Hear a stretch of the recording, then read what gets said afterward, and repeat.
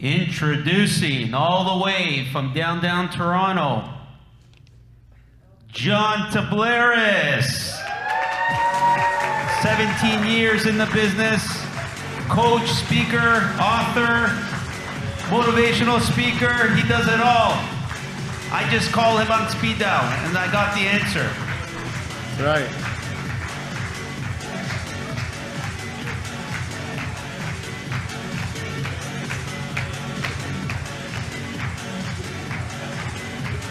All right, guys, bring the energy up. Let's go.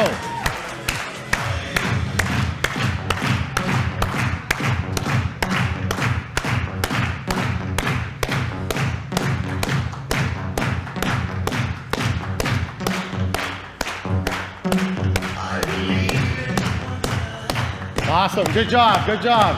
Awesome. Have a seat. Have a seat. All right. So I want you to write this down. R-A-B. R-A-B. So R as in Roger, A as in Apple, B as in Bob.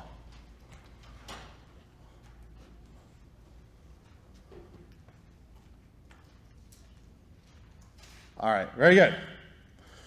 So here I am, I'm 5 years old. My parents are looking for a property. And I'm in East York here, and they're going from a street called Dilworth, and they're looking around the area. They're looking around the area, they're looking for this beautiful property, and we stumble across this one beautiful bungalow. 3 bedrooms, 2 bathrooms. And I remember at that age saying, wow, this is such a beautiful property. It's got a nice land, it's got beautiful, I can play soccer in the backyard. And I'm like, this is amazing. I love playing soccer.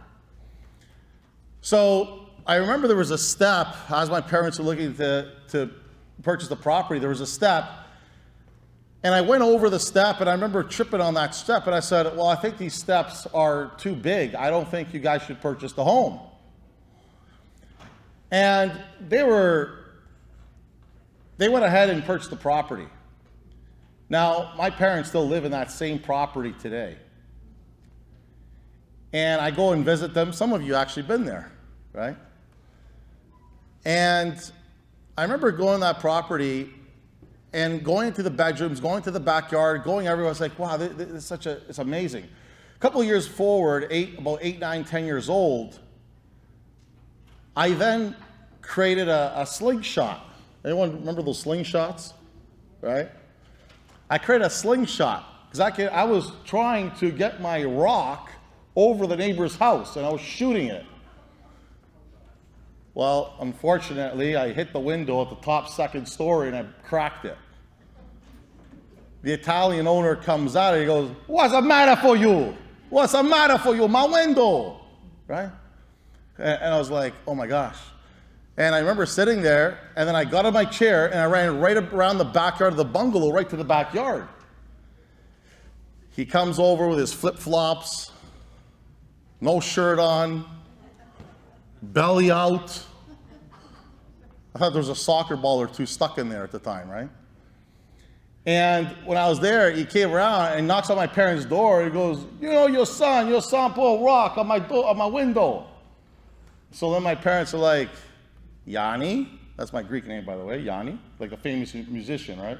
I just don't have a mustache, right? Should have put a mustache on for you guys. Yanni, what did you do? And I said, I was trying to get it over the house. At least my intentions were correct, right? I was trying to get it over the house, not through the house, right? And when I was there, I hit the window. So anyways, guess what my parents had to do? They had to pay for it, right? Me at that age, I put my hand in my pocket, all that was coming out were crumbs, right? Wearing my Jonathans, I think I had them at the time. Yeah, remember Jonathan? It was a jean brand. Anyways, yeah. So at that age, so then what happened is I went down the street, I went down to the local park, and I was looking at all these beautiful houses, and I said, wow, I wonder now if I can climb up through that house. So then I started climbing trees, and I started climbing up into the house, and I remember there's this one neighbor's house, I found it. I climbed up the tree, and the branch actually went to the neighbor's house, and I was actually climbing. I went to the branch, and then all of a sudden, I knocked on the person's window. That was their bedroom. So I remember just grabbing on. Back then, there was a lot of courage, right? A lot of courage. You ask me about these days, courage. I mean, courage is doing some other things. But instead of like, now to climb a tree and do that, forget it. So I remember climbing over, and I was like balancing myself, and I was just knocking on that window. And the person came out and said, "Excuse me, what are you doing here?" I said, "I thought it would just be fun to take a look inside your home." Right? And they're like, "My goodness." They come downstairs, they come around, and they say to me, "What are you doing up there? Come down." Now, this person's Portuguese. I live in a very European area, right? "What are you doing there? Come down." I'm like, okay. So I was influenced a lot by Dennis the Menace. You guys raise your hand if you know Dennis the Menace? Right? Yeah, Dennis the Menace. So whatever he did, I said, you know what? Whatever he does, I can do it. So I was watching the shows, and I was Dennis the Menace, right? Remember, you have to find a mentor and then observe what your mentor does and then do what your mentor does. It's exactly what I was doing, right?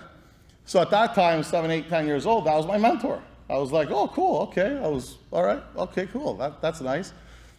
And then after that, I just started doing some other things, right? And then once upon a time, I saw these nice cars driving up, right? No, I wasn't gonna take their car, they'll go there. I saw these beautiful cars coming up, all these beautiful cars coming up. And I said, wow, these people live in these beautiful houses. I said, wow, I wonder, and I was around 10, 11, 12 years old. I said, I wonder what it takes for me to actually own a car like that and have a home like that. And then I started to think, and I said, wait a minute, how can I get closer to these guys? So what did I start doing? Well, what I started doing is actually I started to sketch their house. I got my protractor, my compass, and my ruler, and gosh, I haven't said those words in so long, but I got all those gadgets, and I put it together, and when I put it together, I drew this house. I said, wow, so I said, okay, well, what am I gonna do? I got an idea. Rather than going through their window, why don't I just knock on the door, right? So there I am, I knocked on the door, and I said, hello, excuse me, does this look familiar to you? And they looked at it for 30 seconds, they looked at it for a minute, they're staring, they're like, I don't know, is that a house? I go, no, it's your house. They said, oh, okay. I wasn't the best drawer, right? So they said, yeah, it's a house. They said, okay, so what's the big deal? I said, I will give you this if we exchange for this. They said, oh, you're so funny. You know what? You're so cute. You know what? Okay, fine. Here you go. Here's 25 cents. And I was like, wow, 25 cents. At that time, remember, you can get one of those big freezies, right? Your freezies, right? I was like, holy smokes, if I keep going like this, I can get freezies. I go, I got it. This is what I'm gonna do. I'm gonna go back and I'm gonna sketch every home that there is. Every home. So that's what I started doing, right? I started getting a little better, a little better, a little better, a little better, a little better. And then I went down my parents' street and I started sketching the homes. And then I went to the next neighbor. Well, guess what? I got a $2 bill. Who remembers a $2 bill? You still got them? I saved some of them too, yeah? I actually saved my first $2 bill that I received from door knocking to give a sketch of the home to the neighbor. I still have it. It's in a Proline orange thing that I opened up where you put all your Proline tickets in there. I was sports betting. Yeah, I know I was 12 years old, but I had a neighbor, Rob, across the street. He just made it over age. I was picking the teams, and he was going and he was getting my tickets, right? Just don't tell that to the government, right?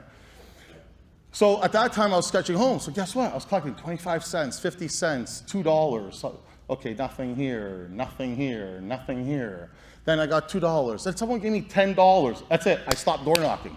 It's like I got a listing, right? I stopped door knocking. I got $10. I go, that's it. I'm good. I collect all the money. I go home. I go to my parents. Hey, guess what I got? They go, what? I go, I got some money. So I pull it out. I got 10. I got 20. Got 50 cents. They go, who did you rob? What did you do? Who did you steal this from? I said, no, I worked, right? I worked. I actually knocked on the doors and I gave the sketches. So I go, I got it. I'm just gonna keep doing that around the block, right? Who said it, if you're underage, you can't make money, right? So I just kept going. I just kept going. Next thing you know, I made $20, $30, $40. I was the richest kid on the block, right? The richest kid. And as the richest kid, I was there, I was like, look what I got. The $5 bills, the $10 bills, the $20 bills. I was rolling. Guess what I said to the other kids? We were playing soccer, I go, freezies are on me, right? Freezies are on me. So I got them the freezies. And I got, remember, was it bubble? What's it called? Oh, bubble, whatever it is called, right? Something bubble. Double bubble, there you go. And the only reason I got them, they hooked me. The only reason I got them is because I wanted to read the comics, right? Talk about marketing. I mean, at that time, I had no idea what marketing was other than door knocking, right? So I went there and I got those, and then I told the other kids, I said, listen, I'll get you more. So they said, sure. So as I'm going along, and after I went from sketching the homes, I said, I gotta do something else. So right around that time, it was like 10, 11, 12, 13, in that time zone, and I shared it with you yesterday, or one of you, is that I started doing garage sales, right? I started doing garage sales. That's right. And I started doing garage sales. I go, okay, let me do a garage sale. I gotta sell my parents' stuff now. So Saturday morning, before my parents got up, I go into my mother's wardrobe, I see what dresses she would have, and I'd say, she hasn't worn this one in a long time. She hasn't worn this one okay, so take it out, put it here. And then she hasn't worn this one in a long time, so I put it here. This one she wears, this one I see her at some weddings, baptisms, okay, this one I wear, okay. All right, so this one here. So then I stacked them all up over here, and I said, these are the ones I'm gonna sell. So then I take them out, okay, I was very quiet, they were still sleeping behind me. And then all of a sudden I walk down the hallway, very close, because you're cracking in that bungalow, the floor is still cracked, right? Just like this floor right here. So I was going really slowly, so I knew how to do deer walk, because I remember going to Hockley Valley and all these different places when I was younger, that we knew how to do different walks, put your side foot down, then that, sometimes your heel, sometimes, so I knew all these different walks that had to be very, very, see, I can go into homes, right? And you can't hear me, right? So as I'm going in very quietly, I go outside. Once I go outside, what do? I go to the backyard, I grab, there's a wire, I hung a wire right from the bungalow, the poles that sit down, put it there, I put the dresses along there, and I said garage sale. Cars were stopping by, plus I was selling my action figures and all that other stuff as well. Putting my parents' lawnmower out there, putting my stuff, because now I gained so much confidence, I'm making so much money door knocking, I said I could sell anything now, right? So what I ended up doing is I putting the lawnmowers out, snow shovels out. I don't know what they were doing out there in the summertime, but hey, I put them out anyways. Whatever I could get my hands on, I said, you know what, I'm gonna sell this thing, get it out here, right? Next thing you know, I'm selling my parents' dress. I put $20, because I like the green, right? So I put $20. And then, you know, a lady comes there, and I'm like, I hope they don't ask me for dresses, right? I hope they don't ask me for the dresses. My mother's gonna kill me. So ended up what happened, of course, the first person that came, they wanted a dress. And I said, oh boy. And she goes, okay, so which one of the dress? So this first lady, I sold the first dress. She gave me $10. I said, you know what, $10, whatever, I'll take it. Sure, sold, gone, right? Take the next one. This lady said, one I got for $15, one I gave $5, right? I just wanted cash, I just like cash, right? At that time, I never knew what the heck was negotiation, right? Never learned that. So next thing you know, it was one thing after the next, and this one lady comes up to me, she goes, John, I give you $1. And I was like, oh gosh, my mother's gonna kill me. At that moment, no, it was $1? Yeah, it was $1. At that moment, I said yes. $1. I was sweating. And then my mother comes out of the door. She goes, hello, excuse me, miss, where are you going? Is this your son? Yeah, well, your son just sold me the dress. My mother grabs that dress. She goes, give it back, it's mine. And then next thing you know, she takes the dollar away and she gives it there. She goes, what are you doing? I said, I'm selling. I'm making money. Aren't you proud of me? And she goes, not like this. Ask us for your permission. Ask us for permission. So at that age there, so then, sold a couple things. She took back some of her stuff. Half of the lawn there was, it was empty. And then at that point there, I went on, and then I went to, so I sold all the stuff. I completed I said, no more sketching. After that, I got into the open houses. And I said, okay, now here's the open houses, going into, like a 16-year-old going into open houses. So I'm going into open houses, and as I'm going into these open houses, I'm meeting all these agents, nicely dressed, these cars, these houses, 16, 17 years old. I said, wow, I want something, this is amazing, I want something like this. And then they go, where are your parents? I said, no, there's no parents, just myself, right? It was just with my bicycle, right? Because I thought it was like 15, 16, I still didn't get my G1. Anyways, I was with my bicycle, I parked it outside, everyone's cars were outside. So at that point, I did the open house. I said, okay, I think I'm gonna get into real estate, some sort of real estate. Well, my cousin got into real estate. I don't know how well she did, but she goes, hey, she was 22 at the time. She goes, I'm gonna get into real estate. So she got into real estate. I said, okay, I'll go that way. So here I am, went to the Seneca College, a little fast forward. I was 18, 19 years old. And as I went to Seneca College, I was 20 years old, and I remember I started a media advertising business. So I started a media advertising business, and I had billboards I brought from Indonesia. I had 5 billboards, guys on bikes, paying them, it was $40 an hour I was charging the client. Okay, I was paying the guys on the bike $10 an hour. So I was making $30 an hour per bike. So I was making $150 an hour, 8 hours a day. I think that's pretty good for a 20-year-old, right? Yeah. So my teacher said, well, where's your homework? I said, sorry, sir, I never did it. Right? Because I was out there hustling, getting clients, right? At nighttime, I was selling fragrances. I was going into bars, I was going to cafes, I was going to, places that you don't want to go. And I was like, hey, I got a list here. I can sell you fragrances. It's eau de parfum and eau de toilette. I get you a copy of the list. Here you go. So they would fill out forms. What was I getting? Cash, right? I was getting more cash and more cash. I was like, wow, I'm loving life. Didn't pass school, right? And I was at Seneca College, and the teacher said, well, you got to come to your exam. Well, never went to the exam, right? Okay, I'll give you a second chance. Went to the exam, wrote it, didn't pass it. Wrote it again, same exam. He said, listen, I really like you, just come, just for heaven's sakes, just sit down for once, right? For me, I wasn't a person of theory. I wanted just to do things, like just tell me 10% and then just send me out there. And so, because I was bored in class, I was really falling asleep. If I had to read textbooks and books and all that, I would just pass out, right? So I just wasn't really engaged in the material. So here I am making money from fragrances, making money from the billboards and all that. Well, what ended up happening, we got rid of, it was myself and another partner, he was probably in his 45 years old. We got rid of that, got rid of the perfume business. 22 years old, I get into real estate.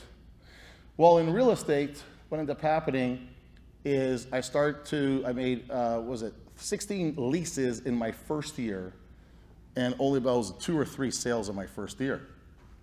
And I said, oh my gosh, am I gonna make real estate? I mean, I just did about 2 or 3 sales. Well, my second year, I went up to around 6, 7, 8 sales, and I remember making $20,000, right? I was making like $6, 7, 8, $10,000, where condos downtown were selling for $180,000 to $200,000, right? Much difference now. That was 2005, 2006. And then after that, I was just making more money, making more money, making more money. Well, what ends up happening? I blew it all away. Creditors were after me, people were after me.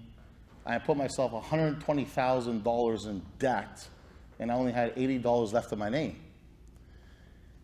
And I remember there was this time on a Saturday where I was sitting in my car in my old Corolla, and I said to myself, gosh, how the heck am I gonna get out of this mess? 120 grand debt, $80 left in my name. People were after me. I was at home at my parents' house. I go, Mom, Dad, can I use your phone? Anyway, so that Saturday night, I drove up to their house, and when I actually drove up to their house, that is when I had to put my ego down, because facing my father and letting him know that I'm not doing well, was one of the biggest things. Like, my ego was screaming. It was screaming. So knock on the door, walked in, 11:30 at night. Remember walking to the left where the living room is, old green couch is right there, TV right over there. And I remember sitting down on the it was actually like this, but an old green couch. And I said to them, I go, Mom, Dad, I have something to share with you. They said, what's that? I said, I'm $120,000 in debt. I only got $80 in my name. What did you say? I said, yep, that's true. That's where it's at. It was at that moment I learned, at that moment is when I got real freedom. Because at that moment I learned that when I drop my ego, freedom appears. And my father said, what are you going to do? Well, I said, well, I've done everything. He goes, if you're $120,000 debt, $80 left to your name, you haven't done nothing. You haven't done anything. Anyways, I'm going to bed. So he gets up. As he's getting up, I see him going. And I'm like, hold on. Where are you going? Where are you going? He goes, I'm going to bed. So I followed him down the hallway in the bungalow. And once he was there going to his room, I put my foot at the door and I said, no. We need to talk. He goes, what is it? And I just had to keep dropping down my guard. Keep dropping down my guard. I kept dropping down my guard, kept dropping down my guard. And at that point, I had to really face him and tell him the truth, who I've been being. Because I couldn't hide anymore, right? I couldn't hide. And telling my father, saying that to my father was one of the biggest things. To my mother, I'm okay. To my father, that was the big thing, right? Because I never saw my father cry, never saw my father, I remember being at a funeral, and he said to me, he goes, hey, toughen up, don't cry. Right? Toughen up. I'm like, okay. So from a young age, I was like, I'm going to be tough, right? I'm going to play soccer, I'm going to play hockey, I'm going to be the fighter, I'm going to be the protector of our team, I'm going to be the guy, I'm going to be that guy, right? So I grew up like that. My uncle taught me the same thing. Came from the army, came from the military, taught me the same thing. You got to be that guy. Okay, I'll be that guy, right? But enough was enough. And that's the other thing I noticed is that when change happens when you're sick and tired of being sick and tired. Like, truly. When you're sick and tired of being sick and tired, that's when real action takes place. And that's what I've learned. And at that moment I said, Dad, listen, I just need to borrow $500 from you. Just $500. He goes, no, son, I can't give it to you. And I said, well, Dad, I really need it. And he said, well, I can't give it to you. I said, but Dad, you don't understand. I really need it. He goes, all right. Now this is the question I don't like. When are you going to give it to me by? Because as someone in my 20s, I did not want to accept responsibility. I did not want to accept accountability. I always steered away from it. And so at that moment, he took out his checkbook. He goes, okay, son, $500. Give me $500. I was on top of the world. It was at that moment I said, that's it. I can't play no more in life. I gotta really level up here. I gotta really step it up. Because if I don't step it up, this is how life will continue. So I said to myself, I go, you know what? Enough's enough. What ended up happening, called another good friend of mine, said, listen, you have a license to print money. Smarten up. You have a license to print money. Smarten up. I said, okay. So he said to me, you know what? It was Sunday, remember. He goes, tomorrow, because he was a very successful entrepreneur. He wasn't in real estate. And by the way, your mentor doesn't have to be in real estate, just so you know, okay? Because a lot of my mentors, they're not in real estate. Okay? They're very successful entrepreneurs, they're just not in real estate. One of them is. And so I was there, and he said to me, look, tomorrow is Monday, because today's Sunday. So tomorrow is Monday. Go in the office. You know what to do. You've heard this over and over. Now you just have to do it. I said, well, what's that? Call your database. I'm like, okay. So I called the database. because I was coachable, right? At that time, because I hit rock bottom. So I started making 10 contacts on Monday, and I said, ha, I proved it. Calling your database doesn't work. So he goes, go again on Tuesday. So I called on Tuesday, I made 10 contacts, and I proved him wrong again. And I said, calling your database doesn't work. He goes, do it again on Wednesday. I did it again, nothing happened. I said, listen, is there something else I gotta do? He goes, no, do it again. Thursday was the day. I found the buyer, I sold him the house, weeks later, and it was $11,500 I earned from that. At that point, a good friend of mine in the office at the time said to me, all right, when are you gonna get rid of those my pants, and that Byway or Simpsons top or something like that? He was making fun of me, right?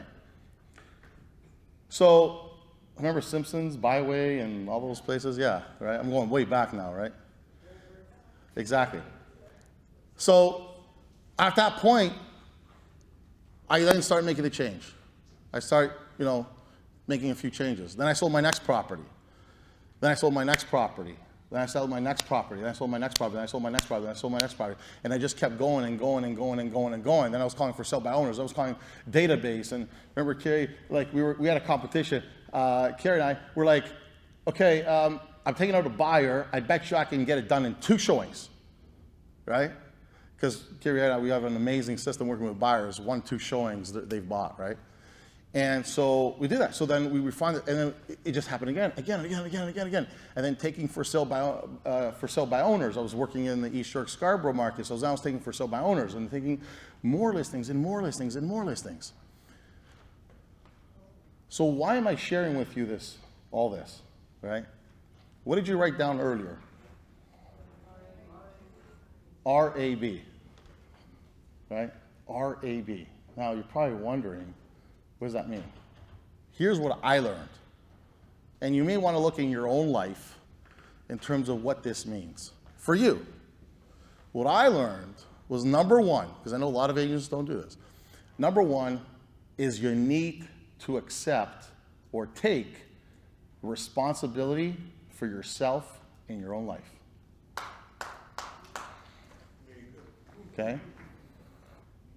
No one's coming. Okay? Yeah, sure, there was my father, it was $500, but guess who had to go into the office and do the work? Like, I didn't say, just give me leads. Someone just no, I hated calling my database. 10 contacts, 10 contacts, okay? So I had to really take this on, accept responsibility. Stop blaming your colleagues. Stop blaming your office. Stop blaming other people. Stop blaming the market. Stop blaming. You need to let it go. So I let that go, which is number 1. Take 100% responsibility for yourself and your life. Point number 1. So look, where in your life can you accept and take responsibility where you've been saying, well, that's your fault. That's your problem. That's your problem. Because here's the thing, when you point one finger at someone else, how many are coming back at you? 3. Right? Every time you're pointing, 3 are coming back. So that's point number 1. Point number 2, A. This is something I was not doing at all. That made a huge turning point in my career. I then started writing books, speaking in conferences in San Diego, New Jersey, and Florida, and everywhere. And this was a big one for me when I started hiring a coach, is accepting accountability. Because that is something I avoided. I avoided to accept accountability. And here's the thing, accountability works best when you have a strong enough why. Like John said, you can't motivate an unmotivated person. Here's the thing to that, okay? You can add leverage though, just a little bit of leverage, right? Anyways, we'll get into that another time. But the thing is that when you have a strong enough why, you will accept accountability. So for me, I was neglecting accountability. So where are you resisting accountability? Oh no, you know what? I'm not gonna ask that question because then they're gonna hold me accountable.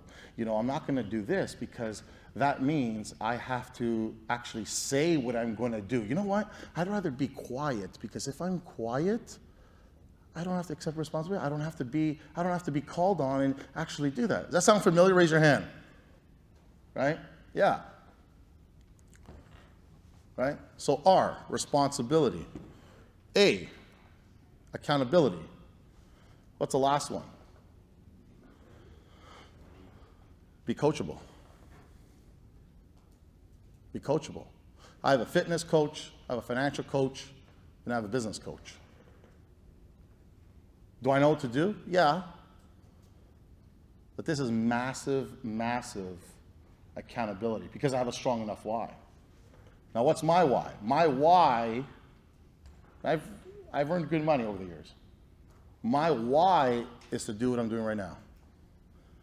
My why is to impact lives. My why is to create a shift or a transformation in people's lives where they said, hey, you know what? Out of my fullest potential in life, I was only playing probably 10 to 20%. But now because you came into my life, I'm actually tapping into my fullest potential in my life. And that's what I'm doing right now, is to impact lives, empower lives, inspire lives, so that I can be, do, and have anything and everything that you want. So thank you.